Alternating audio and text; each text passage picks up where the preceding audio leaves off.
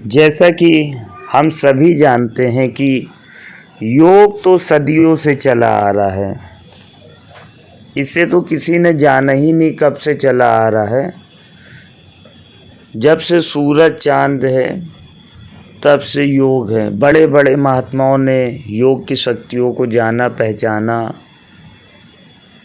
उसी में से महावीर जी हैं, गौतम बुद्ध जी हैं, कपिल मुनि जी हैं और ढेर सारे महापुरुष मुनि ऋषि सब लोग अपने अपने समय पर योग का वर्णन करते हुए आ रहे हैं। कोई ध्यान लगा रहा है, कोई कुछ कर रहा है। तो योग तो सदियों से चला आ रहा है। योग की धारा सदियों से बहती आ रही है, मगर संसार में कुछ समय बाद योग को ग्रंथों में इकट्ठा करना जब से शुरू हुआ, उस समय से अलग अलग मुनियों ने इसके बारे में अपने अपने ग्रंथों में इसका वर्णन किया। तो आइए उसी पर थोड़ा सा प्रकाश डालते हुए हम इसकी बात करते हैं।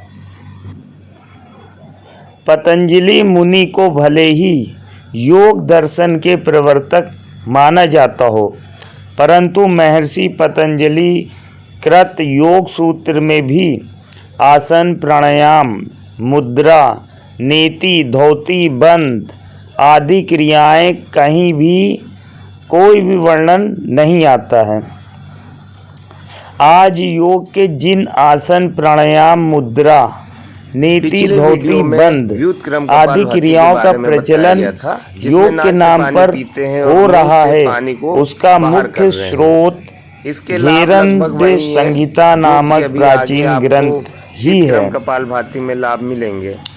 उनके बाद गुरु गोरखनाथ जी ने शिव संहिता ग्रंथ में तथा उनके उपरांत उनके जो शिष्य स्वामी स्वात्मा राम जी हुए, उन्होंने हठ योग प्रदीपिका में आसन, प्राणायाम, मुद्रा, नीति, धौति, बंध आदि क्रियाओं का वर्णन किया है।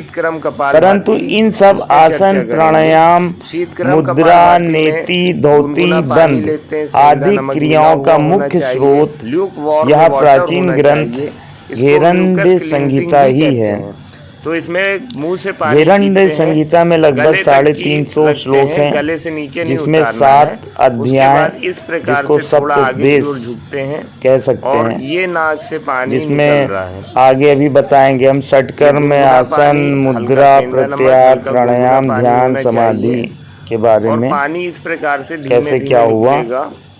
तो कहने का मतलब ये है मगर बाद में कि पानी प्रॉपर निकलने लगे। इससे भी पहले लाभ वही है, माइग्रेन, ध्यान होता था, मगर कफ का अंदर जमा होना, कब कहाँ है ये सब बिखरे हुए थे।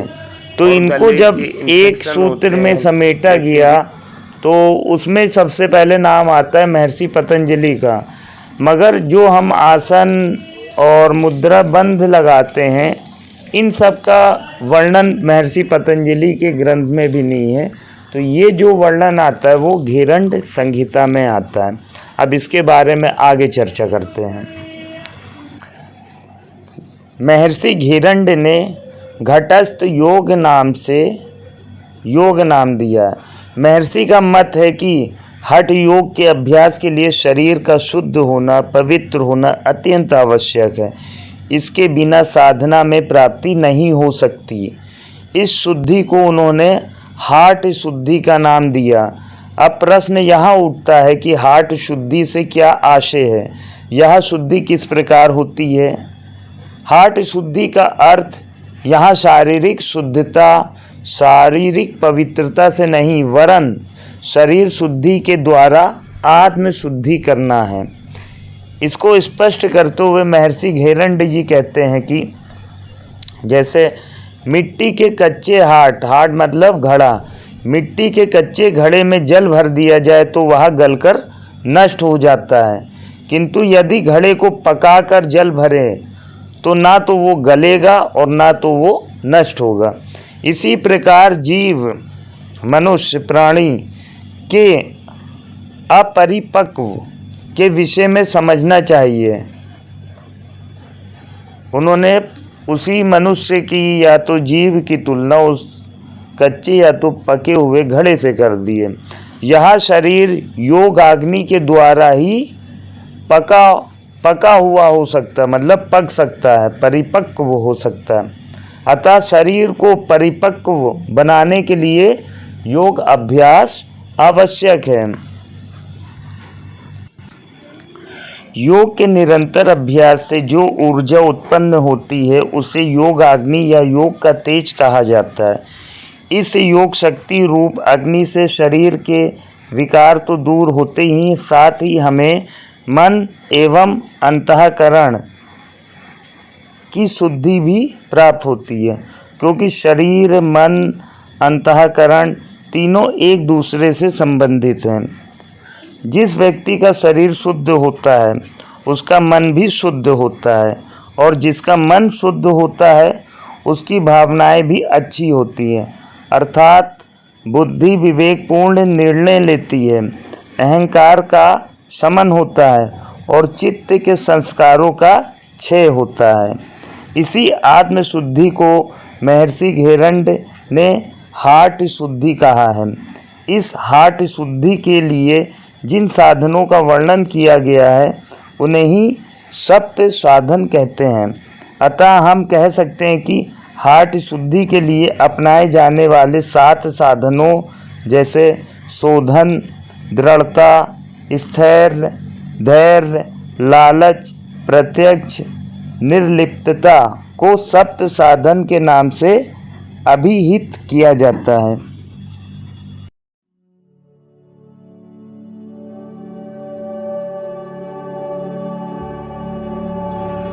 तो आप प्रॉपर इसका अगर वर्णन करें, घेरंड संहिता के अनुसार सप्त साधनों का वर्णन करते हैं। महर्षि घेरंड राजा चंडक कपाली की जिज्ञासा को शांत करते हुए हाट शुद्धि के उपायों की चर्चा करते हैं। राजा महर्षि से पूछते हैं कि हम घटस्थ योग का अभ्यास कैसे करें। इस पर महर्षि घेरंड कहते हैं, शरीर की शुद्धि के लिए अर्थात घटस्थ योग के अभ्यास के लिए 7 गुणों का होना आवश्यक है। वही 7 गुण जो बताए थे पिछले उसमें, शोधन, दृढ़ता, स्थैर्य, धैर्य, लाघव, प्रत्यक्ष और निर्लिप्तता।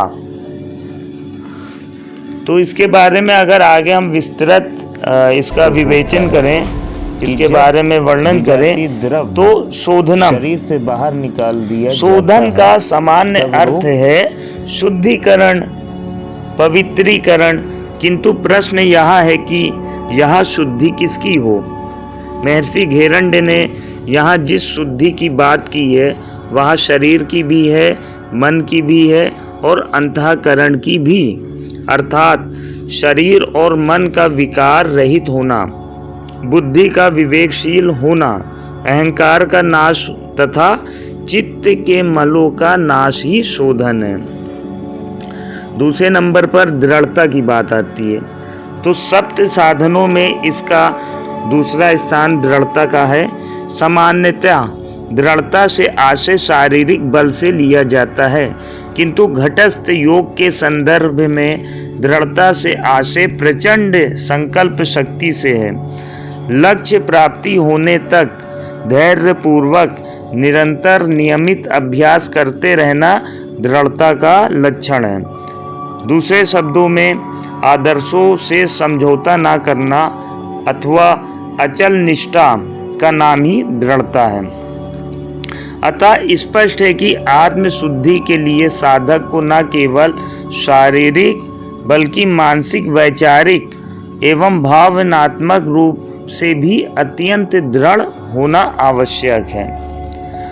तीसरे नंबर पर स्थैर्यम, आत्म शुद्धि के लिए तीसरा प्रमुख गुण है स्थिरता। स्थिरता, स्थिरता का अर्थ है यहाँ पर देह की स्थिरता से लिया गया है। क्योंकि जब तक व्यक्ति का शरीर स्थिर नहीं होता तब तक उसका साधना में मन नहीं लगेगा। उसे हर पल यह अनुभव होगा कि मैं शरीर हूँ, अर्थात वह देह भाव से ऊपर नहीं उठ पाएगा। जबकि साधना के मार्ग पर अग्रसर होने के लिए शरीर से ऊपर उठने का भाव अत्यंत आवश्यक है। स्थिरता की इस महत्वता को महान दार्शनिक, मनोवैज्ञानिक, आध्यात्मोपक्ता महर्षि पतंजलि ने भी अपने योग सूत्र में वर्णित किया है।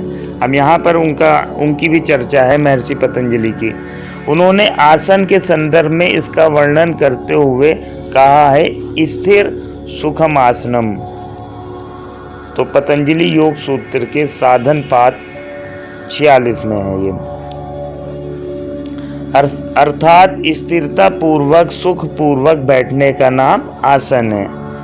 इसका मतलब यह है कि आसन करते समय हमें अपने शरीर को स्थिर रखना चाहिए।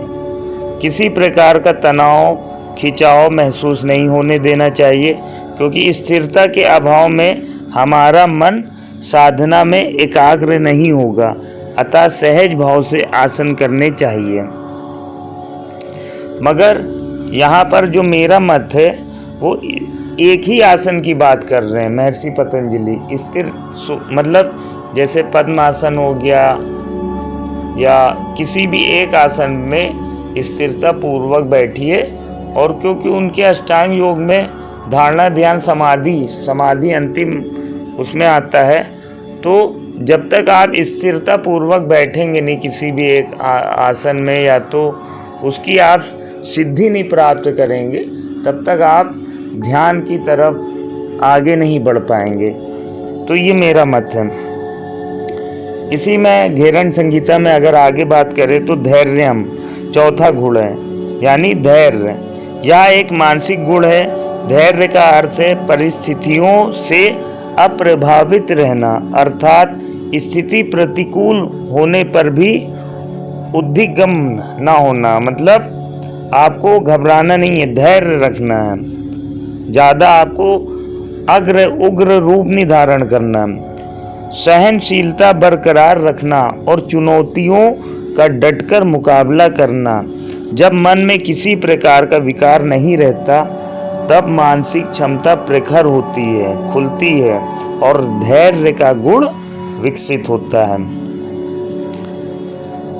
अब ऐसा नहीं होना चाहिए कि आजकल कई लोग योगासन में जो है बहुत अच्छे कोई म्यूज़िक लगाता है, कोई म्यूज़िक लगाता है।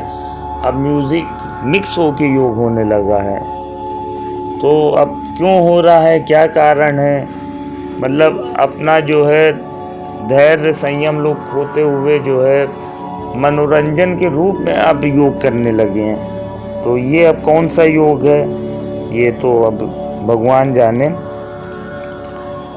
अभी घेरन संहिता के बात करें पांचवें तो लाघवम आता है।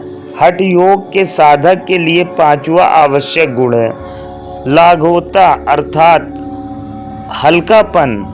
शरीर दुबला पतला स्फूर्तिवान होना चाहिए, स्थूल भारी भरकम नहीं, क्योंकि स्थूल शरीर में अनेक प्रकार के विकार जन्म लेते हैं तथा व्यक्ति आलस्य और प्रमाद से ग्रस्त रहता है। किंतु इसका आशय यह कदापि नहीं है कि चर्बी युक्त शरीर वाले लोग योगी नहीं बन सकते। यहाँ पर साधक के लिए आवश्यक गुणों की चर्चा की जाती है, अतः ऐसा कहा गया है। किंतु आपने प्रायः देखा होगा कि जितने भी बड़े बड़े योगी हुए हैं उसमें से अधिकांश का पेट बड़ा होता है। मतलब ऐसा सबके लिए नहीं बोला जा रहा है। वस्तुतः योग साधना करते हुए जब प्राण शक्ति का जागरण होता है तो बहुधा ऐसा होता है कि वह जीवनी शक्ति नाभि चक्र यानी मणिपुर चक्र में केंद्रित हो जाती है, जिसके परिणाम स्वरूप पेट मोटा हो जाता है, हो सकता है। अतः स्पष्ट है कि योगियों के पेट बढ़ने का कारण गरिष्ठ भोजन का सेवन नहीं, वरन जो मणिपुर चक्र में वो जो शक्ति जागृत हो रही है, यानी मणिपुर चक्र में केंद्रीभूत होना है। यह शरीर की विकृत अवस्था नहीं, वरन प्राण जागृति की अवस्था है।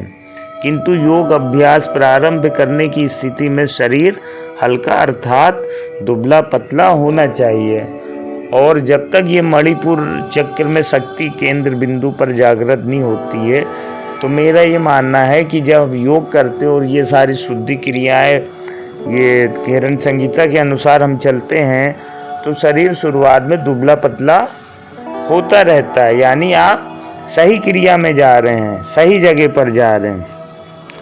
फिर छठी बात, छठा इनका जो है वो प्रत्यक्षम है। सप्त साधनों में छठा है प्रत्यक्ष। प्रत्यक्ष शब्द प्रति उपसर्ग पूर्वक अक्षम धातु से बना है। प्रति प्लस अक्षम यानी प्रत्यक्षम। तो प्रति का मतलब सामना या सम्मुख, अक्षम का मतलब नेत्र चक्षु देखना होता है। ग्रहणशीलता अर्थात ग्रहण करने का स्वभाव वस्तुतः सूक्ष्म या आंतरिक अनुभवों को मन की दृष्टि में स्पष्ट रखना ही प्रत्यक्ष है।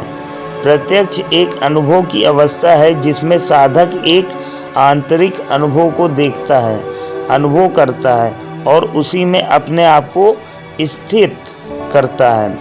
इसे एक उदाहरण द्वारा आसानी से समझा जा सकता है। जैसे माना कि आप अपने मुंह में एक गुलाब जामुन डालते हैं। अब आंखें बंद करके गुलाब जामुन के स्वाद का अनुभव कर रहे हैं। वहाँ ना तो चाशनी का है और न ही उस सामग्री का जिससे गुलाब जामुन बना है, वरन चाशनी और उसे सामग्री के मिलने से जो तीसरा तत्व उत्पन्न हो रहा है उसे आप अनुभव कर रहे हैं और कह रहे हैं आह कितना स्वादिष्ट है। वह स्वाद इतना सूक्ष्म है कि आप उसे देख नहीं सकते किंतु अनुभव कर सकते हैं, क्योंकि वहाँ पर उपस्थित है। इसी का नाम प्रत्यक्ष है। अब बात करेंगे निर्लिप्ततम। निर्लिप्तम घट शुद्धि हेतु आवश्यक अंतिम गुण है। निर्लिप्तता, निर्लिप्त होने से यहाँ आशय समाधिस्थ होने से नहीं है, वरन सांसारिक विषय वासनाओं के प्रति मन का अनासक्त होना ही निर्लिप्त होना है। लिप्त होने का अर्थ राग होना, आसक्ति होना। निर्लिप्त होने का अर्थ इंद्रिय विषयों से विमुख होकर आत्मज्ञान में स्थित हो जाना। अतः स्पष्ट है कि महर्षि घेरंड ने घटस्थ योग के अभ्यास के लिए साधक में शुद्धि, दृढ़ता, स्थैर्य, धैर्य, लाघवता, प्रत्यक्ष और निर्लिप्तता ये 7 गुण आवश्यक माने हैं। तो यदि इन गुणों को हम अच्छे से उतारते हैं तो फिर हम जो है योग में जो है आगे बढ़ेंगे, योग के मार्ग में आगे बढ़ सकते हैं। तो यह साफ है कि महर्षि घेरंड ने घटस्थ योग, हठ योग के लिए साधक में निम्न 7 गुण आवश्यक बताए हैं। कौन कौन से 7 गुण? शोधन, दृढ़ता, स्थिरता, धैर्य, लाघवता, प्रत्यक्ष और निर्लिप्तता। उपर्युक्त ये जो 7 गुणों के समावेश के लिए 7 विशेष प्रकार के योग अभ्यास हैं, जिनका उल्लेख इस प्रकार है। अब इसी पर आगे बढ़ते। 6 कर्मों से शरीर शुद्धि और आसनों से दृढ़ता, मुद्राओं से स्थिरता तथा प्रत्याहार से धैर्य की प्राप्ति होती है। प्राणायाम से शारीरिक स्फूर्ति या हल्कापन, ध्यान से आत्म साक्षात्कार एवं समाधि से निर्लिप्तता तथा बिना संशय मुक्ति प्राप्त होती है। अब सप्त साधन हेतु योग अभ्यास क्लियर कर लेते हैं यहाँ पर। षट कर्म यानी शोधन, आसन यानी दृढ़ता, मुद्रा से आशे स्थिरता, प्रत्याहार धैर्य, प्राणायाम के अंतर्गत लाघवता हल्कापन, ध्यान से तात्पर्य प्रत्यक्ष का, समाधि से मतलब निर्लिप्तता। अब इसका विस्तृत अगर विवेचन करें इसके बारे में तो षटकर्म के अंतर्गत की बात करते हैं। षटकर्म में क्या होगा?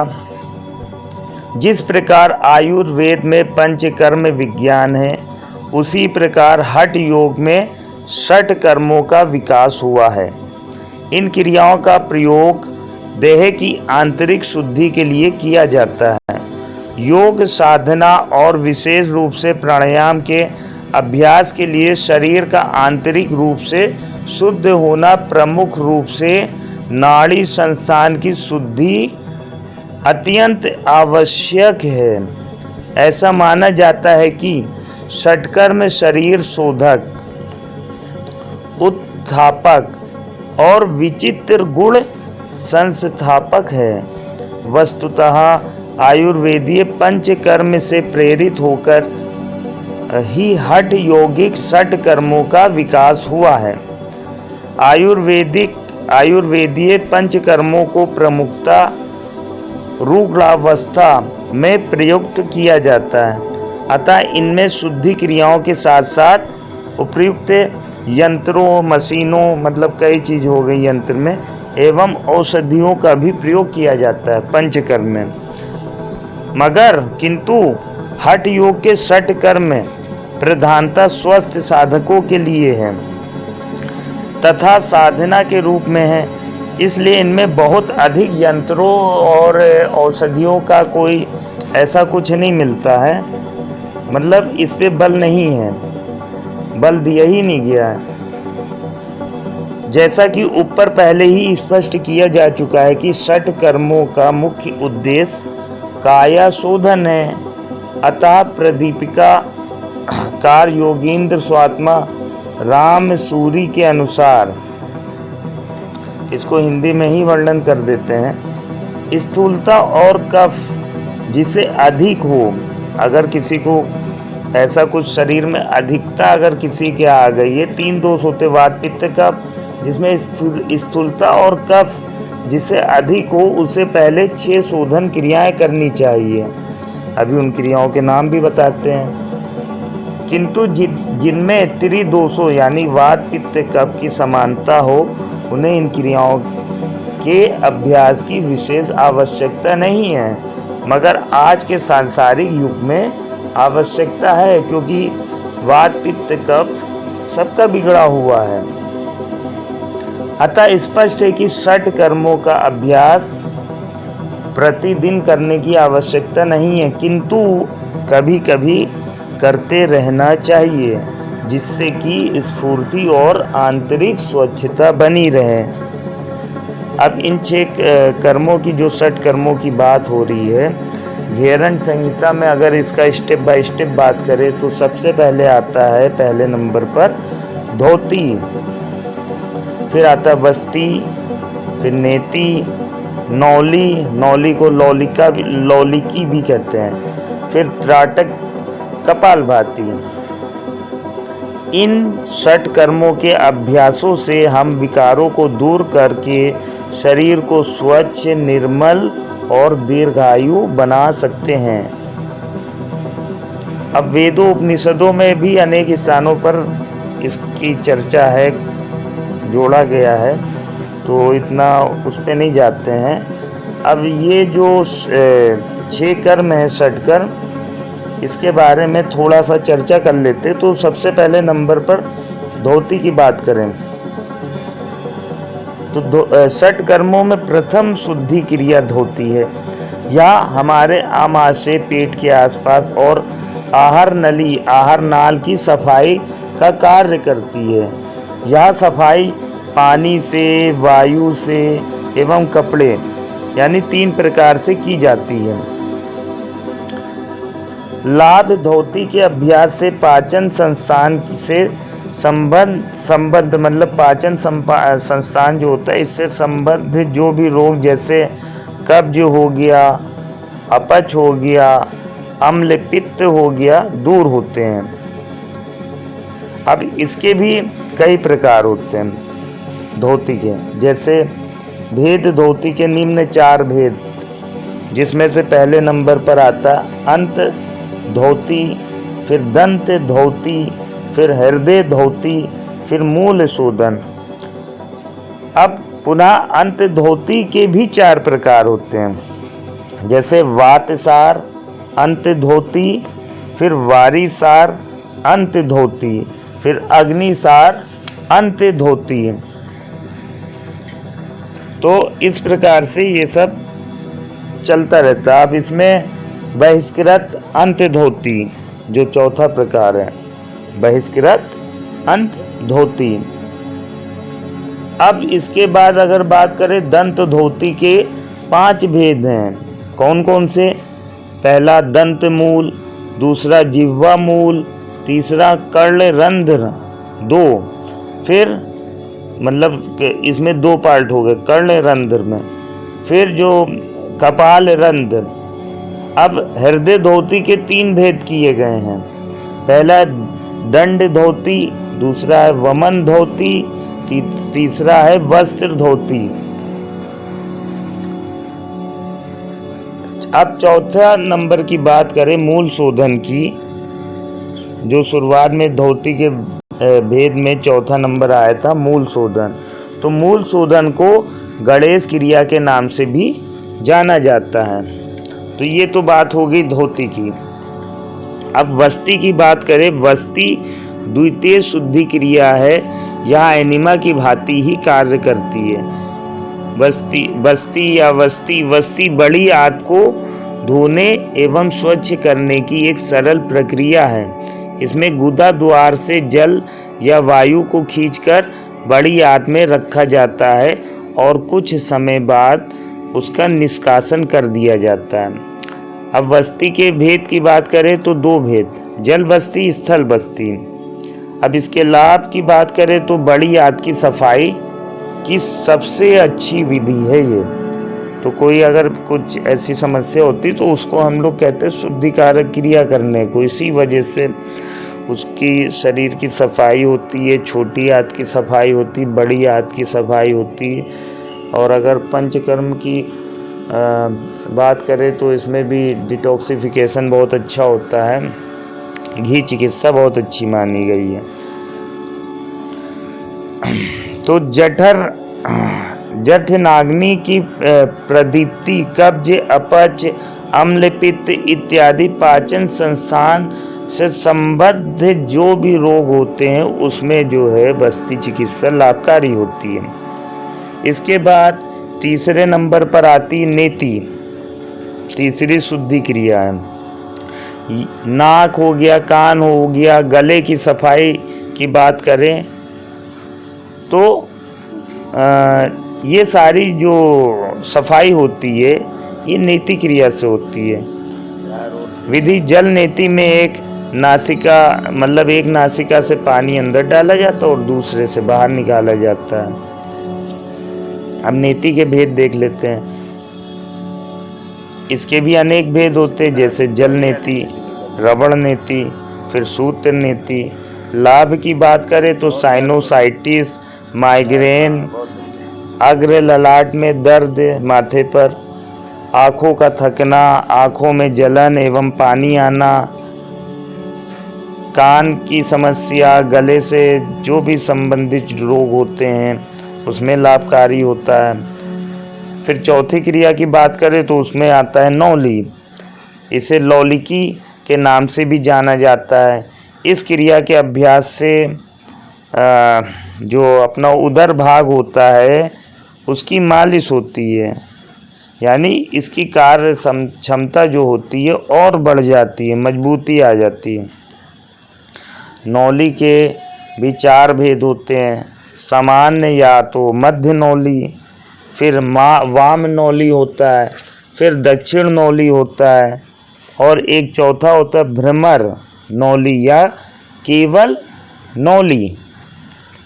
लाभ की बात करें तो पेट के समस्त अंगों की मालिश करता है, मांसपेशियों, रक्त वाहिकाओं, तंत्र तंत्रिकाओं और अंदर की जो अंतरस्रावी ग्रंथियां होती हैं, रक्त की शुद्धि करता है, फिर अच्छे से रक्त का प्रवाह हो उसको देखता है, मतलब ठीक बैलेंस करता है बॉडी को।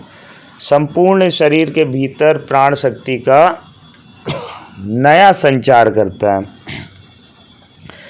पाचन संस्थान के रोगों में लाभदायक होता है। पांचवी शुद्धि क्रिया त्राटक है। त्राटक वस्तुतः स्थिर दृष्टि से किसी एक बिंदु को देखना ही माना जाता है। त्राटक के द्वारा मस्तिष्क के क्षेत्र का शांत एवं निर्मल बनाने का प्रयास किया जाता है। आँखों एवं मस्तिष्कीय संस्थान के अंगीय मतलब जो भी अंग होते हैं आप मस्तिष्क के संस्थान के आसपास, इसमें जो विकार होते हैं इनको दूर किया जाता है। इसका अभ्यास अत्यंत लाभकारी होता है। अब इसके भेद की बात करें तो 3 भेद, बाह्य त्राटक, अंतः त्राटक और अधु त्राटक। लाभ की बात करें तो मानसिक एकाग्रता बढ़ाने वाला, नेत्र ज्योति बढ़ाने वाला, त्राटक के अभ्यास से दूर दृष्टि दोष, निकट की जो दृष्टि में जो दोष होते हैं, आँखों से संबंधित जो रोग होते हैं उनको नियंत्रित किया जा सकता है। इसके बाद कपालभाति अंतिम शुद्धि क्रिया। तो कपालभाति का संबंध प्राणमय कोश की शुद्धि से है। कपालभाति वस्तुतः फेफड़ों का अभ्यास है। भेद कपालभाति के निम्न 3 भेद होते हैं जो बताया जा रहा है आपको। पहला हो गया वातक्रम कपालभाति, कई लोग वातकर्म कपालभाति भी कहते हैं। फिर दूसरा हो गया व्युत्क्रम कपालभाति या तो व्युत्कर्म कपालभाति। तीसरा है शीतक्रम या तो शीतकर्म कपालभाति। इसके बारे में भी हमने जानकारी दी है आपको, और उसका लिंक आपको इसमें जो है अटैच कर देंगे, शेयर कर देंगे, जिससे आपको समझ में आ जाएगा। वातक्रम, व्युत्क्रम, शीतक्रम कपालभाति। इसके लाभ की बात करें तो श्वास नली को विकास रहित बनाता, मतलब श्वास विकार रहित बनाता है। मतलब जो भी विकार आपकी श्वास नली में उत्पन्न हो रहे हैं उन विकारों को दूर करने का कार्य करता है। फेफड़ों से संबंधित रोग को दूर करता है। स्मरण शक्ति में वृद्धि करता है। मस्तिष्क रोग में लाभकारी है। रक्त को शुद्ध करता है। अब यह स्पष्ट है कि धोती, बस्ती, नेति, नौली, त्राटक एवं कपालभाति इन 6 शुद्धि क्रियाओं के रूप में महर्षि घेरंड ने संपूर्ण शरीर के आंतरिक शोधन का बहुत अच्छा उपाय बताया है। तो इसके आगे भी उन्होंने आसन की बात की है। महर्षि घेरंड ने सप्त साधनों की चर्चा करते हुए दृढ़ता का गुण विकसित करने के लिए आसन का अभ्यास आवश्यक बताया है। योग साधना में आसनों के अभ्यास पर सभी आचार्यों ने भी बल दिया है और इसके महत्व को बताया, किंतु भिन्न भिन्न योग पद्धतियों में इसके मतलब आसनों के क्रम में भिन्नता मिलती है। महर्षि पतंजलि के अष्टांग योग में आसनों को यम नियम के बाद तीसरा स्थान दिया गया है। यम नियम आसन, प्राणायाम, प्रत्याहार, धारणा, ध्यान, समाधि। जबकि हठ योग प्रदीपिका में आसन का प्रथम उपदेश में ही वर्णन है और महर्षि घेरंड ने 6 कर्मों के बाद दूसरे नंबर पर आसनों का उल्लेख किया है। महर्षि घेरंड ने कहा, संसार में जितने जंतु हैं उतनी संख्या में उतने आसनों मतलब उतनी ही संख्या आसनों की है। तो जैसे 84 लाख आसन आप बोल सकते हो, उनमें से 84 आसन श्रेष्ठ बताए उन। और इसी तरीके से हठ योग प्रदीपिका हठ प्रदीपिका में स्वामी स्वात्मा राम जी ने 15 आसनों का वर्णन किया है। तो घेरंड संहिता में आसनों की सिद्धि पर बल दे दिया है और कहा गया अगर आपको आगे समाधि तक जाना है तो सबसे पहले आसन सिद्धि हो जाने पर शरीर शीत उष्ण इत्यादि द्वंद्वों के आघात को सहन करने लायक हो जाता है, अर्थात इनसे अप्रभावित रहता है, प्रभाव में नहीं आएगा। इनके दृढ़ता का विकास होता है जिससे ये द्वंद्व चित्त को अस्थिर करके साधना में विघ्न न डाल पाए। तो इस प्रकार से अगर घेरंड संहिता की बात करें तो 32 आसनों पर बल दिया गया है, जिनके नाम आपको बता देते हैं। सिद्धासन, पद्मासन, भद्रासन, मुक्तासन, वक्रासन, स्वास्तिकासन, सिंहासन, गौमुखासन, वीरासन, धनुरासन, मृतासन यानी शवासन।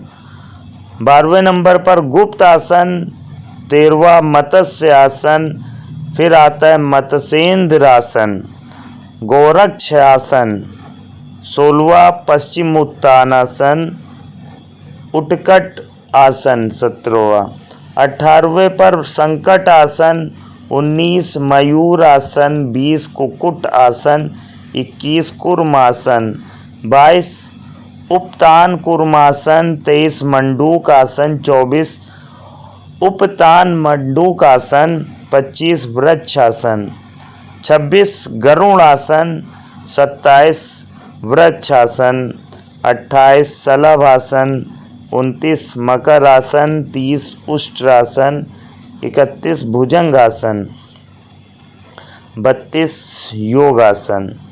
तो इस प्रकार से 32 आसन हैं।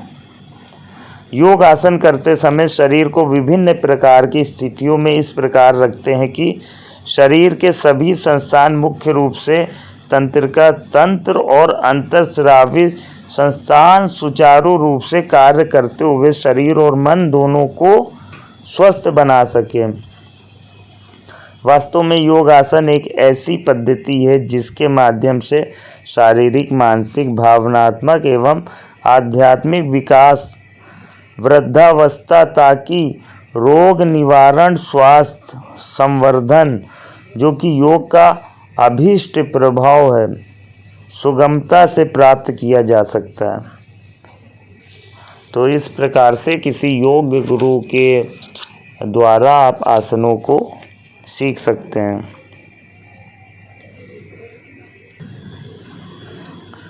इसके बाद विभिन्न ग्रंथों के अनुसार आसनों की संख्या की बात करें तो योग चूड़ामणि उपनिषद में 2 आसन की बात की है, सिद्धासन, कमलासन। योग कुंडल उपनिषद में 2 आसन की बात की गई, पद्मासन, वज्रासन। अमृतानाथ उपनिषद में 3 यानी पद्मासन, स्वास्तिकासन, भद्रासन। हठ योग प्रदीपिका में 15 आसन की और घेरंड संहिता में 32 आसनों की बात की गई है। आसन के बाद मुद्रा की बात करेंगे। सप्तांगों की चर्चा करते हुए महर्षि घेरंड आगे कहते हैं कि मन एवं प्राण की चंचलता समाप्त कर स्थिरता की प्राप्ति के लिए मुद्राओं का अभ्यास किया जाता है। मुद्रा का अर्थ है आसन, प्राणायाम एवं बंध की सम्मिलित वह विशिष्ट स्थिति जिसके द्वारा उच्च आध्यात्मिक शक्ति का जागरण संभव है।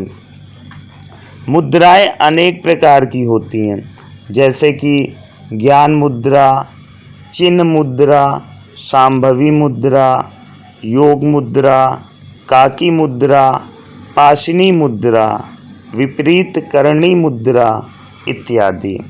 विविध ग्रंथों में मुद्राओं की संख्या के संबंध में भेद मिलता है। घेरंड संहिता में कुल 25 मुद्राओं का वर्णन किया गया है, जिसमें 4 प्रकार के बंध हैं, 5 प्रकार की धारणाएं एवं 16 मुद्राओं का समावेश है, जबकि हठ योग प्रदीपिका में 10 मुद्राओं का विवेचन मिलता है। इस प्रकार घेरंड संहिता में योग अभ्यास के क्रम में मुद्रा एवं बंध को तृतीय स्थान पर रखा गया है।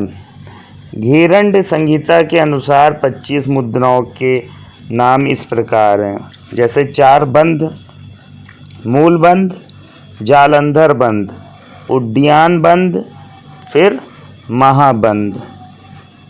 पंच धारणा के अंतर्गत पार्थिव विधारणा,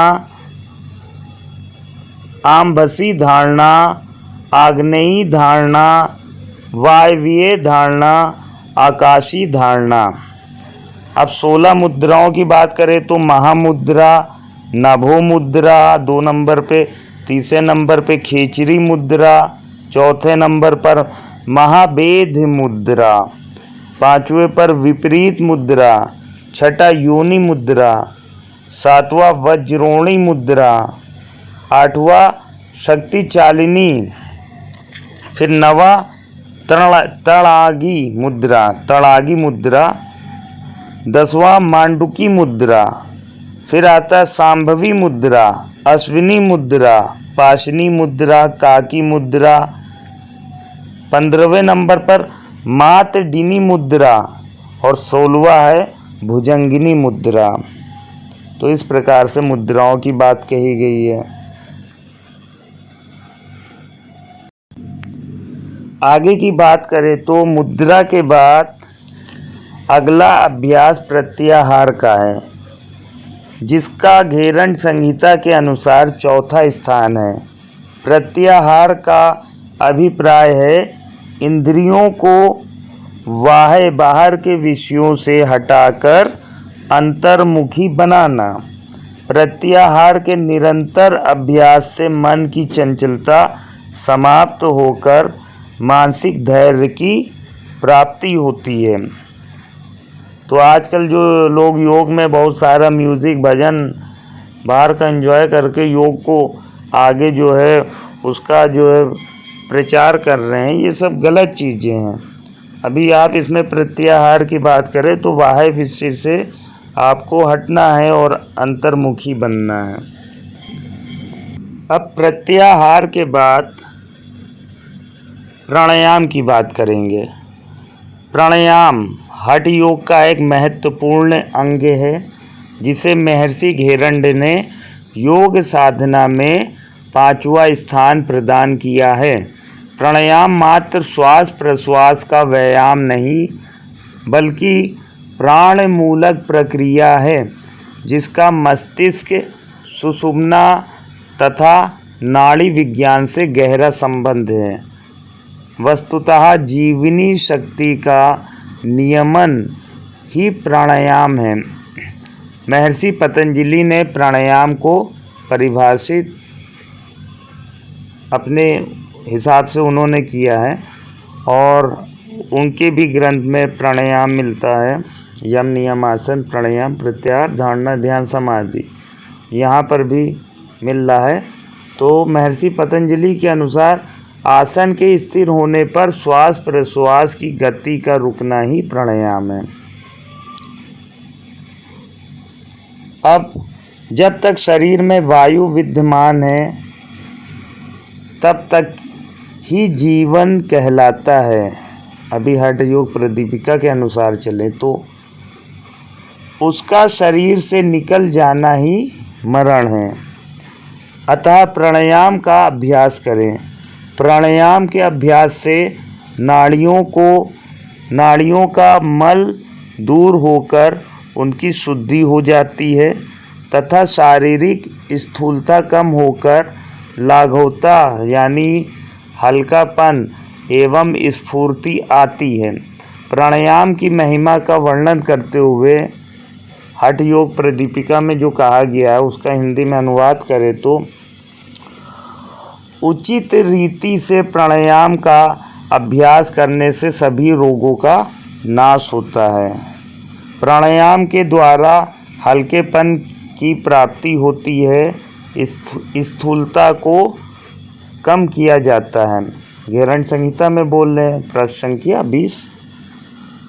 अब महर्षि पतंजलि के अनुसार प्राणायाम के अभ्यास से प्रकाश का आवरण हट जाता है या नष्ट हो जाता है। महर्षि पतंजलि ने 4 प्रकार के प्राणायामों की चर्चा की है, जबकि हठ प्रदीपिका में या तो घेरंड संहिता में 8 प्रकार के प्राणायाम बताए गए हैं। अर्थात अभी इसकी बात करें तो कौन कौन से प्राणायाम मिलते हैं? सूर्य भेदन, उज्जाई, शीतकारी, फिर शीतली, भस्त्रिका, भ्रामरी, मूर्छा और प्लावनी, ये 8 प्रकार के कुंभक होते हैं। घेरंड संहिता के अनुसार प्राणायाम के भेद 8 हैं, जिसमें सहित प्राणायाम, उसके बाद दूसरे नंबर पर सूर्य भेदी प्राणायाम, तीसरे नंबर पर उज्जाई प्राणायाम, चौथे नंबर पर शीतली प्राणायाम, पांचवा भस्त्रिका प्राणायाम, छठा भ्रामरी प्राणायाम, सातवां मूर्छा प्राणायाम और 8वां केवली प्राणायाम। तो इस प्रकार से स्टेप बाय स्टेप आपको योग विद्या में आगे बढ़ना है, निपुणता की ओर, बाहर के विषयों से अंदर के विषयों पर आना है। और वो तभी होगा जब आप अपने शरीर का शुद्धिकरण करेंगे, शरीर को अंतर्मुखी ले जाएंगे, इंद्रियों को वश में करेंगे। ऐसे जब करेंगे तो आप आगे बढ़ेंगे। अब आगे बात करें प्राणायाम के बाद ध्यान की, तो किसी आदर्श लक्ष्य का निर्धारण का उसमें तन्मय हो जाने को ध्यान कहते हैं। सप्तांगों के लिए योग अभ्यास के क्रम में ध्यान का 6वां स्थान है। घेरंड संहिता के अनुसार ध्यान के द्वारा हम मन की गहराई में प्रवेश करते हैं तथा स्वयं के वास्तविक स्वरूप को पहचानने का प्रयास किया जाता है। इसी को यहाँ पर आकर साक्षात्कार का नाम दिया गया है। आत्म साक्षात्कार का महर्षि पतंजलि ने ध्यान को परिभाषित करते हुए कहा है, जिसका हिंदी में अनुवाद करें तो जहाँ पर धारणा की गई है उसी में वृत्ति का एक तार चलना ध्यान है। ध्यान के अभ्यास से वस्तुतः ऊर्जा का क्षरण रोककर मन को एकाग्र किया जाता है।